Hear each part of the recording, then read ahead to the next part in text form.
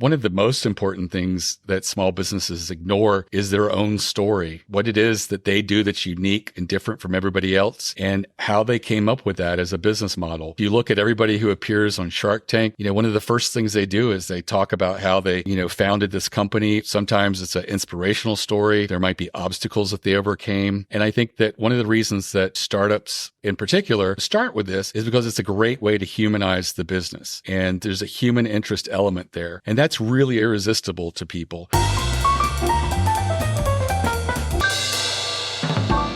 Welcome back to the Honest Marketing Podcast, where you learn proven strategies to grow your business without selling your soul. I'm your host, Travis Albritton, and today my guest is Mickie Kennedy. Mickie has been in the press release space for 25 years, working with startups and small businesses to get the word out about what they're doing in their business and driving tangible results, whether it's new clients, new customers, thought leadership, and increasing the awareness of what you do. And when I think about marketing and honest marketing specifically, I think press releases are a fantastic opportunity for a lot of businesses and small businesses because it allows you to create the story that you want to get out about what you do, who you are, what you represent, and why you exist in the world, and doing it in a way that earns you the attention of people that are elsewhere on the internet. So on this conversation that I have with Mickie, we really lay out the strategic value of press releases and how press release campaigns can really help get the word out about what you're doing. We'll talk about the biggest myths and mistakes that he sees a lot of businesses making when it comes to getting into press releases and what to look for and avoid if you are looking to find a partner or an agency to help you with that. And then we also get really practical about what to include in your press releases and how to position them to really appeal to the right kind of journalist or writer that's going to write a story about you and drive a ton of traffic to your website. Now, make sure that you stick around to the very end of the episode where I'll give you my number one takeaway from our conversation with Mickie. But here it is. Let's dive in. Well, Mickie, welcome to the Honest Marketing Podcast. Super happy to have you here. And for anyone that's listening, you need to go over to the YouTube channel to see Mickie's just absolutely exceptional glasses choice that he has. I remember the first time that I saw you just from a previous podcast that you were on, I was like, that is some strong brand recognition right there. But regardless, welcome to the show. Well, thanks for having me. So for anyone that's listening, I'd love for you just to give a little bit of context about who you are, your background, and then your work on ereleases.com and the kind of things you do over there. Right. So I run eReleases. It's a press release distribution service. We started about a little over 25 years ago, this past October. And we started with just being matchmakers of sending out press releases on behalf of clients to my little database of journalists that I had, and I'd send it out via email. And over the years, PR Newswire reached out to us and said, hey, you should consider adding our distribution. And I was like, hey, you charge $1,500 to move a 600-word press release. I don't think my clients can afford that. But surprisingly, they didn't run away. They liked that I work with entrepreneurs and startups and small businesses. And we were able to work it out so that all of our distributions go out nationally over the wire, as well as some of the other distributions that we're known for, like email and targeting to trade publications and magazines, as well as TV and radio. Yeah. And I want to kind of start out in our conversation shaping like what a press release actually is. So I think there's a lot of misconceptions, especially with business owners, about what's involved. And, my business doesn't really need a press release. We don't really have anything to talk about or worth talking about, or, how do I even get in front of a journalist? So I'd love to talk there and then maybe get strategic about how a business can leverage things like press releases for their strategic goals. But let's just start with a press release right off the bat. Like, how would you define a press release if somebody asked you, like, what is a press release anyways, as it pertains to like a business owner? Basically, a press release is just an announcement to the media. It's usually written into in the third person. It's usually you're trying to give the elements for a journalist to turn it into a story or an article. And so you're not looking to write the article that a journalist is going to copy and paste, but have them draft an original article. We call that earned media when a journalist writes about you. And that's basically at the press releases, the building blocks we hope for a story, and hopefully it's something that we're conveying that really speaks to a journalist in a way that they want to share it with their audience, because they're largely gatekeepers trying to control the information they share with their audience, and they want to make sure that if it is something that they want to turn into an article, that it will interest their audience. Will they see it as educational or entertaining or a mixture of both? Or, is there just an interesting story here and something that my audience would respond favorably to? And you mentioned, kind of in your lead up that, when you write the press release, like that's step one, but then there's the actual distribution of it. What does that look like? So when somebody writes something regarding their business, they're putting those building blocks together to create a story. What's the mechanisms or the ways that you would distribute that to get it in front of journalists, whether it's, bigger publications or more niche industry newsletters or things like that? Like, what are the different ways that business owners will leverage a press release to get in front of those journalists or the people that would want to tell a story about whatever event or update they're making? Right. So for a lot of people, the most effective, way to distribute a release is through a service. Usually it's over a wire. In the US, there's two major wires of press releases, PR Newswire and Business Wire. There's a minor wire, Globe Newswire, that's out there. But the wires that people probably recognize, like Reuters and Dow Jones and AP, are not platforms for distributing press releases.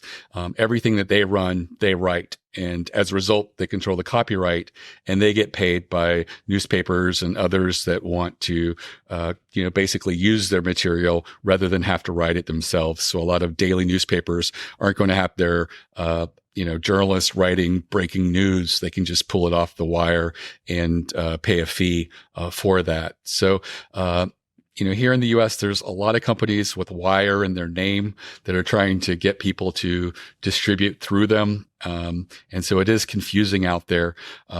Most of those aren't actual wires. Most of them don't reach journalists, but they do something that was probably important 15 years ago. And that's syndicate your press release on a bunch of websites.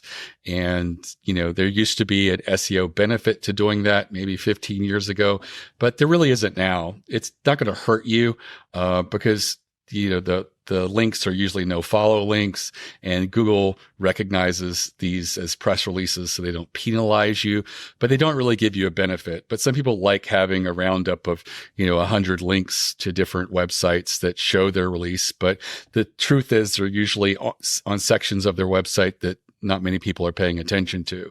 And it happens even if you go over a traditional wire like PR Newswire. The release will show up on like a section of Yahoo Finance and a lot of, a few other websites. But the real goal is to get that earned media because, if a major publication picks you up and they write about you, you will get seen by a lot of eyeballs and potentially could get customers from that, and be able to use it and leverage it yourself for helping your business with your existing customers and leads. And where does that terminology come from? Wire? Is that Telegram wire? Is that I'm just curious where that term came from? Okay. It did originate in the, I think, 40s and 50s as a wire service, sort of like a Telegram model. And then it was feeds directly to newsrooms with dot matrix printers spilling stuff out, and then onto intranets. And now it's evolved where it's just feeds directly onto the internet. Journalists have logins, like to PR Newswire. And the great thing about having a login is they can customize the feeds that they see. They can even make them specific by keywords for certain things that they're looking for, as well as including keywords to exclude. So they're really looking at a feed that's really specific to what they cover. And then, there's the mechanism of actually distributing the press release. And you mentioned some things I want to come back to here in a second. But then there's also some best practices of things to stay away from, like biggest mistakes that people can make if they're just getting started writing their first press release, or, kind of coming in as a beginner and not knowing what mistakes to avoid. You mentioned the one already of, the goal of the press release is not to write the story for the person. It's to put the building blocks in there for them to then create the story that they're interested in telling, and you become a maybe like a central character in that story. But what are some of the other common mistakes that you see people making when they're getting into press releases as a awareness mechanism for their business? I think the biggest mistake I see is people look at what their competitors are sending out as a press release and sort of do their version of that. And the truth is that 95% of press releases generate almost no earned media at all.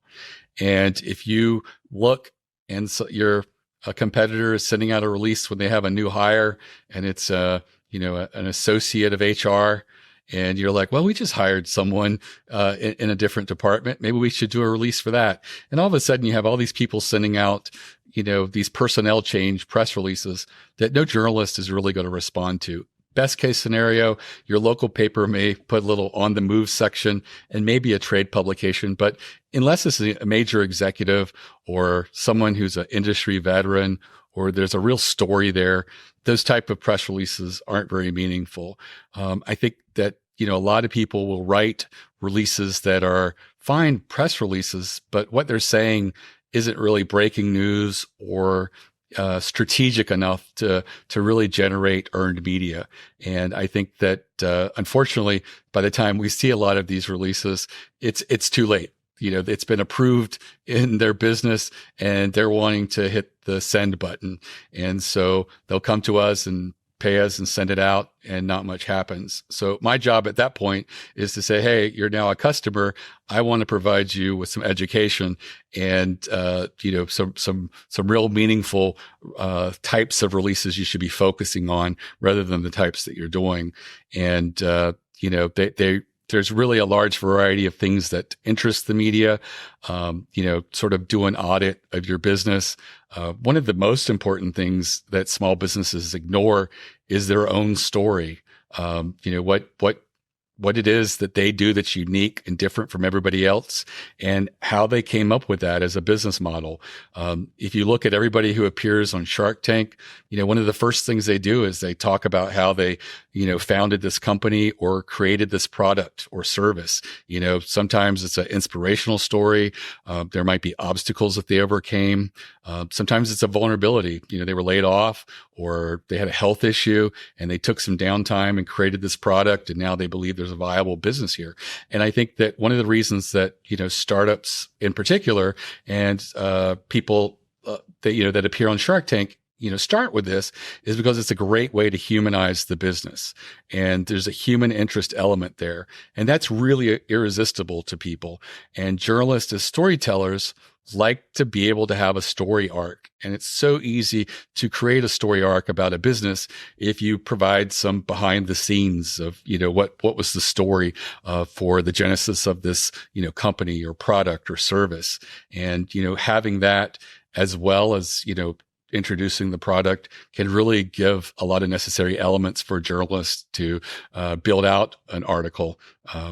We get a lot of product launch press releases, and it's just, here's the product and here's a bunch of features and, things that you could add that would give a journalist more elements to build a story arc would be, a use case study. Here's a problem that a client had. They used the product. Here was the results that they saw. And now here's a quote from them talking about their experience using the product. You still have features, in the press release. You still have, the actual launch of the product, but you've given a lot more meaningful, structures for a journalist to build that story out. And all of a sudden, by incorporating that, you have a much, higher chance of a journalist responding and creating an article. I love that what you kind of like help with the framing of the thought process of approaching a press release is it's really not about you as the person putting it together, which is so easy to fall into that default of how is this going to benefit me? I'm going to put out this press release about this new person I hired, associate HR manager, or this new feature we rolled out. And it's very like me focused. It's like everyone pay attention to me because I did a thing, rather than thinking about the person on the other side of that wire, trying to look for inspiration for stories that they can tell for their own selfish purposes, and not selfish in a bad way, but just like they have a job, they have a goal that they're trying to achieve, and they're using this as a tool to help them with that. And that's just a lesson for all business owners. Like, your marketing can't just be about you and your own selfish interests if you want it to resonate with people that you want to interact with your business in a positive way. And then, I know there's, with every industry and with every, marketing opportunity, there are different levels of professional support. So businesses might look to an agency that specializes in PR, or, offers that, like, we promise to get you in these kinds of publications. Here's the price. What are some of the things to consider, looking at your industry and looking at the people that also do this kind of work? What are the things that you look for to differentiate companies, people, or agencies that can actually deliver on the promises they make versus the ones that just have a great marketing campaign, promise a lot, but then at the end of the day, they're not really telling you in the back end what the reality is? What are the things that people should look for when looking for a partner to help with PR? Right. I think that, if you can afford a PR firm, that's great. A good PR firm will be industry specific. One that just handles everybody is probably one you want to avoid, because the biggest, and most important aspect of a PR firm is their personal Rolodex and connections to the media. So they could do personal pitches, email, phone calls. And generally, if you're a generalist, there's no way that you know everybody in all the different verticals and industries. So that's why there's usually PR firms that are specific to fashion, those that are specific to, high tech. And even within high tech, there's ones that specialize in like retail consumer electronics, and those who specialize in more, specific types of like maybe computer hardware or telecom related high tech. So you really want to make sure that you're choosing one like that. But that being said, for most of, my customers, small businesses and startups, they just really can't afford a PR firm. They usually start at, $12,000 to $14,000 and go up from there. And often there's no guarantee of getting media coverage, even working with a PR firm. If you are working with someone who guarantees pickup, often what they're doing is the equivalent of paid sponsorship, in which they have an arrangement with certain publications, and some of them have great names. And there's locations of Forbes that you can post stuff as an author, and you have these authors on retainer who write an article, or you're giving them an article and they put it on Forbes. It sounds great, but it's not necessarily a Forbes article. It's not really going to appear in the magazine. It's not going to be on their main website. So those are also services that I try to avoid, because generally you're going to spend $10,000 plus with them. Usually it's, a couple of thousand per media pickup. And, I would encourage people to, try to do it themselves. Try a service like e-releases, where you don't have to pay $1,500 to get a release on the wire nationally. Really try to be strategic with the types of releases that you're doing. If you build a PR campaign of 6 to 8 releases and you do meaningful types of releases, you should see pickup from at least 3 of those press releases. And the types of strategic releases that you can do are, I already mentioned, your story, but there's also, using data. Anytime that you're using, the media and getting stuff out there, so having supporting data can really help you. It can be public data that's just already out there, but you put it together in context with your release. Maybe even going back to the product launch press release.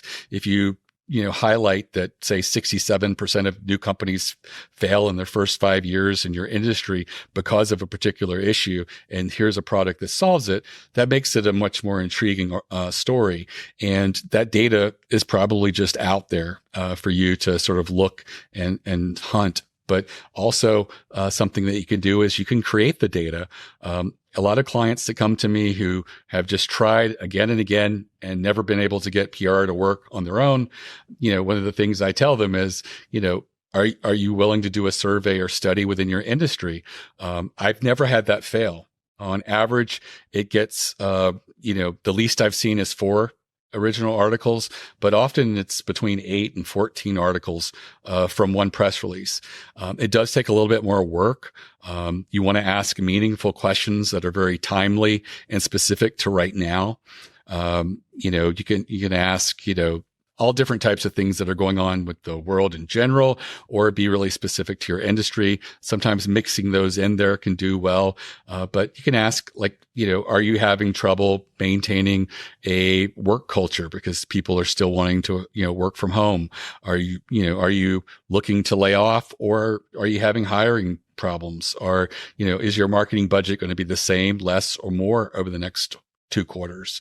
And, all of those could send signals that, hey, capital is expanding in your industry, or, capital is becoming hard to get. And therefore there could be a recession or some kind of economic hardship that is either specific to your industry or could be, nationwide. And, you really can also have fun and ask sort of weird questions. If you're at a conference or a trade show, what are some of the things you'd ask other people in the space, about what's going on, maybe things that you've noticed and you're just wondering if they've noticed the same thing.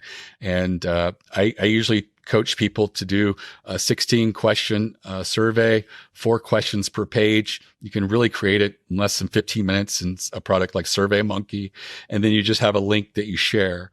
And, the next pushback I get from clients is, I don't know enough people to send this survey to. But the great thing is there are independent and small trade associations in every industry. Often there's hundreds of them. Do a little research, find one. Generally, if they have, 1,000 or 1,500 members or more, they're really great. Approach them and ask if they would send that survey to their members in exchange for you mentioning them in a press release you'll be issuing over the wire. A lot of the small and independent trade associations don't get a lot of attention in the industry. As a matter of fact, you probably aren't aware of many of them that exist. So they'll see this as a win-win and often send it out to their members through email or maybe even social media. And sometimes you can get them to do both. And I've had a few of them really come back and say, could we co-brand the survey, get a little more recognition? I don't see a downside to that. You're aligning yourself with someone recognized in the industry. And, generally if you get 100 responses or more, that satisfies most journalists. And you then take the responses from that 16 question survey, figure out what the 2 to 4 questions that were like surprising. What were the big aha moments from the survey? And you want to focus your press release on telling that story and focusing on that. I do recommend building a page on your website where you put all of the responses and all of the data, because you will be surprised that some journalists will go back there and fish out a different story and, look at the data and see if there's other meaningful things that they can sort of bring to light. I've had it actually encourage clients to go back and do a second press release because a couple of journalists thought something else was a lot more compelling with the data and continued to get like a lot of articles from one survey. So, that's something that almost anyone can do. It sounds like a lot of work, but it doesn't have to be. You can just make it very straightforward. And, these are the types of things that you can replicate. I have one client that does over 30 of these surveys a year. They represent a lot of different verticals and they do them annually. And they continue to get between 8 and 14 articles for every press release they do. And they are sending links and traffic to all these little sections on their website. And it's just building up over time. And they are just recognized as survey experts out there. But it all got started with just an idea of let's give this a try and see if we can make it work. I love how you broke all of that down to not just like the kind of things to think about with doing a survey, but then also the execution of how you can easily pull these things off. Is there a character limit to press releases or a best practice for when you're thinking about the scope of what you're trying to put together? I think that, the wire does charge for extra words and, there's no actual cost for them any longer for that.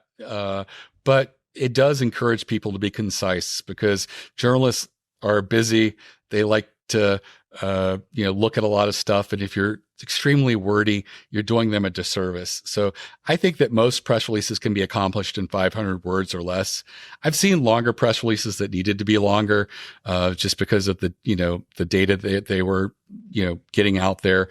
Sometimes, publicly traded companies have to release financial data that just is going to be more than your average press release. But I think most people could really strive to be in there. I think if you come across a release that you've written, it's like 300, 350 words, I would challenge you to go back and look at it with the principles of who, what, when, where, how, and why, and make sure they're all answered in there, and see if there's some opportunities for you to sort of build it out a little bit. And I would encourage people to be at a minimum of like 400 words, and, probably no more than 600 words. And then when you're thinking about, planting the seeds of a story and kind of giving the bones that a journalist can then go and run with, what are you mentioned the who, what, when, where, how, why. Is that the exercise, the mental exercise to make sure that you cover everything you need to cover to make it actionable? Like what's the framework that you think through when you're analyzing a press release to see, are all the necessary ingredients there for a good story? Like, how do you think about kind of like analyzing press releases and then generating your own? Right. I think that you want to lead with the hook, your most important element. It's sort of like the inverted pyramid, where the most important stuff is there in the beginning. The opening headline should really speak specifically to your journalist, because I had some clients to write these punny little New York Post headlines that are funny, and then their release does terribly. And I tell them, well, you remember I said you had a horrible headline. Well, I thought it was great. And I said, it is for the end user. But for the journalist who's busy and under deadline, and he's got a couple hundred headlines that he's streaming through, he's looking at that and saying, I don't know anything specific there. It was just a clever pun. And it doesn't say that this is relevant to my beat. It doesn't say what they're even talking about, and it's not relevant. So you really want to make sure that you're writing for the journalist and getting the necessary elements for them to recognize, hey, this is in my industry. This is specific to something that interests me, and here is why it's important, right there in the headline. And make sure that you open your opening paragraph, sort of fine tuning that, breaking it down, making sure you're supporting it with a quote. Having an amazing quote in your press release is a great way to ensure that your press release gets turned into an article. Journalists love to build great stories, and if you have an amazing quote, they can do the heavy work and build out a mediocre press release into an amazing article, just if that quote is great. And I know I'm like, well, what's a great quote? And it's really hard to put your finger on what makes an amazing quote. Sometimes it can be the creative flourish, that you said something with. Sometimes it can be the power, the conciseness, how you just succinctly said something that is so specific in a way that if the journalist was to paraphrase it, there would be a loss. If they took that quote out and had the article run without it, there would be a loss, a spirit of something tangible that was there. It could also be something that's very contrarian, and that's a great way to stand out in your industry. Journalists like to be fair and balanced, but so many times they're running the same sort of version of a story that's been out there again and again.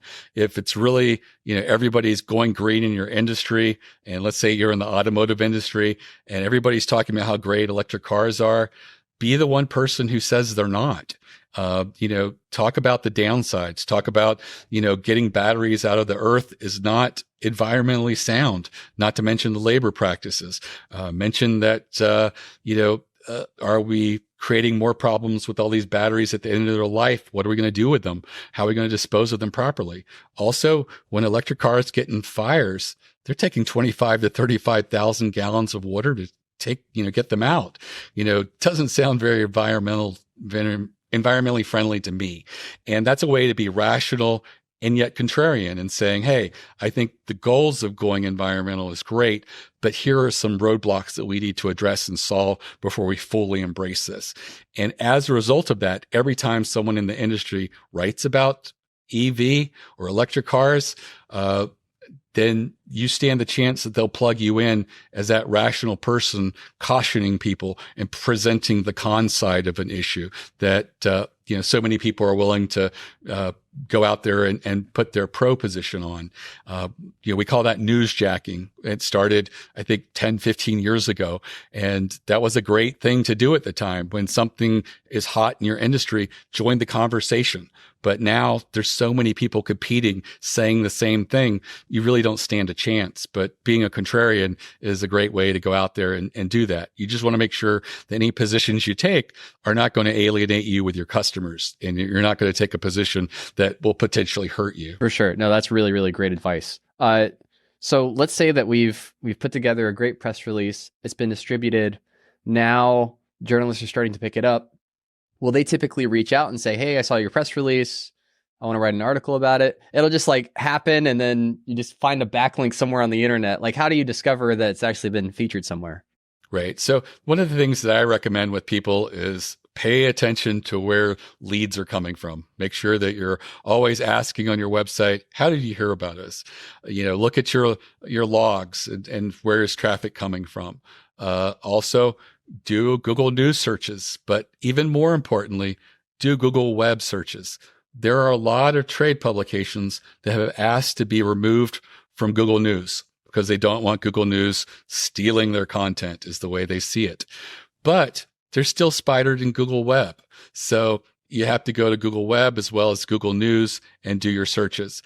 I also tell people there is an advanced tool in both Google Web searches and in Google News searches that are date specific. So start with the date that you issued the press release to now and do a search for you, your brand, whatever you are announcing that may be specific that you can pick out.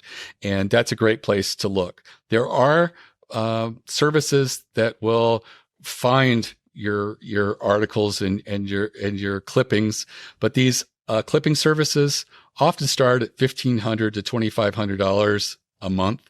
And if you're looking to get picked up in a monthly publication, it might not appear for 3 or 4 months. So you could go broke just doing clipping services. So I think that using, Google News, Google Web, asking people how they found out about you, paying attention to your logs will probably pick up, 95% or better of the stuff that does happen out there. And you generally will get a feel for all of a sudden something's happened. The phone's ringing, people are calling. Ask them, hey, just by chance, where did you happen to hear about us? And you will hopefully be pleasantly surprised that it's in a publication and or a trade magazine or some place that is just really a great alignment with you, and you'll get an influx of customers from that. Now, one thing that I wanted to circle back from and I forgot about, so I just want to circle back now, is you mentioned that when journalists are looking through these wires, they'll have they're looking for certain keywords and even negative keywords of like, I want to not see anything that includes these things. What is that SEO strategy like? Because SEO can be like this rabbit hole that you go down, especially for the web, where it's like there's never an end to it, but there is a diminishing amount of returns with the amount of effort you put into it. So what is a reasonable amount of effort to put into a press release, taking into consideration the kinds of keywords journalists may be including in their searches in order to maybe surface in front of the right people at the right time?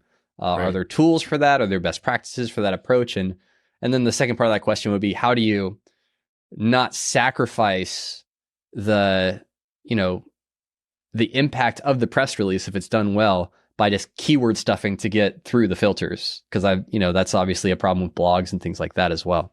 Right. So most journalists just look at their industry feed, but there are some that get granular and will try to pick up releases that are keyword specific or exclude certain keywords. For example, in the fashion arena, people who cover high fashion are interested in retail ready to wear. So they don't care that, JCPenney has a new sweater line coming out. They're looking for high fashion. So, they might put exclusions in there for, ready to wear or certain retail places like Target and places that do not interest them. as far as like keywords to include, I would just naturally include the keywords that are specific to your industry and make sure you include them. One of the things that I'm guilty of when I often write blog articles about press releases is I rarely mention press release. I just call it a release. And so just make sure you're not using a shorthand and that, at least a couple of those times that you have the word press release in there and, just make it sort of natural. It's not really something where stuffing keywords matters. The keyword just has to appear once in there to capture it. It doesn't look for keyword density. It's not a search engine per se. It's a pretty simplistic search. So just making sure that natural keywords are in there will get you covered. And if you are specific to an industry, probably not a good idea to write about the industry you don't cover. So if you are high fashion, probably don't mention Target and ready to wear, saying, we are not ready to wear. We are not found at Target, because then you'll probably be excluded by mentioning that. So I think just naturally making it as specific as possible is your best way of doing that. And I think that, when you do choose to, send out over the wire, you get to pick the industries that you want to go on. And those are the industry feeds, and those are the most important. I know that some people in the past have used us and chose industry feeds because they know that some of these industry groups have more journalists than others. I had one who had a golf product, and he did not send it to the golf category because he says there's under 30 journalists in that category. So he sent it to business. And then he was surprised he didn't get any pickup. And he just said he created in his mind this thing like, well, like the Wall Street Journal, this guy is an economist, but, sometimes, his readers are interested in, what's a great Father's Day present or Christmas present. And I'm like, ooh, it doesn't work that way. An economist is interested in, the economy. He's not going to be interested in your golf products. And so in that case, they sent out the release a second time. And guess what? It got picked up by only 2 golf publications, but they sold over $180,000 worth of products as a result of it. And I was just like, see, quantity over quality doesn't necessarily work. It's true. The business category had over 1,500 media journalists in it, and golf had under, a few dozen. But it's really, if you align yourself with the most specific industry, it's not about the size. It's about being really, targeted. 2 publications drove a huge amount of sales to them. And it probably will continue to trickle in, and people will continue to find out about you. So it's one of those things where I think just being logical rather than trying to game the system was going to work best for most people. Yeah. And anyone who's listening, their ears totally perked up when it was like, oh, press release, 2 articles, 180 grand. Who doesn't want that? And so I kind of want to wrap up before we talk about next steps for anyone that wants to continue learning, because we just kind of scratched the surface here on what you can do. What's the best way to leverage this strategy for a business owner that's thinking about this, not just because they want to be famous or because they have a box to check, they have a million other things on their plate. What's the best way to think about leveraging press releases and earned media to improve their business in whatever tangible way matters to them, whether it's thought leadership or increasing sales or partnerships or being able to say featured in with like logos of famous magazines and newsletters and publications?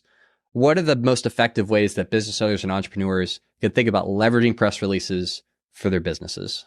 Right. So I think that, it all starts with, building out a PR campaign. You should never approach it as one press release because, one press release can fail. But building out a PR campaign of 6 to 8 releases, defining a time, you were going to do it every other month, quarterly, just really build out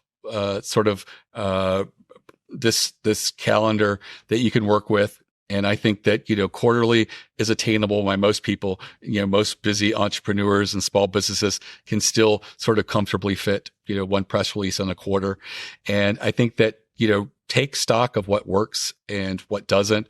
Try to make sure you're giving all the elements of a story and trying to get that across. But also utilize your successes. I have a lot of clients that get media pickup. And then when I talk to them later, I'm like, well, what did you do after you got the media pickup? And they go, what do you mean? And I said, well, did you share it with your social media? They're like, no. I said, did you take screenshots and put it on your website? No. Did you share it with your customers? No. Did you share it with your leads? No. But they were happy with the results because they got quite a few new customers. And what people find is the customers they get from earned media are often some of the best because they read an article. There's this third-party corroboration or social proof that happens when someone writes about you. And it comes across almost like implied endorsement, huge credibility boost. And all I know is I read an article about a Kickstarter. Next thing I know, I'm on that page, pulling out my credit card, and I'm supporting this effort.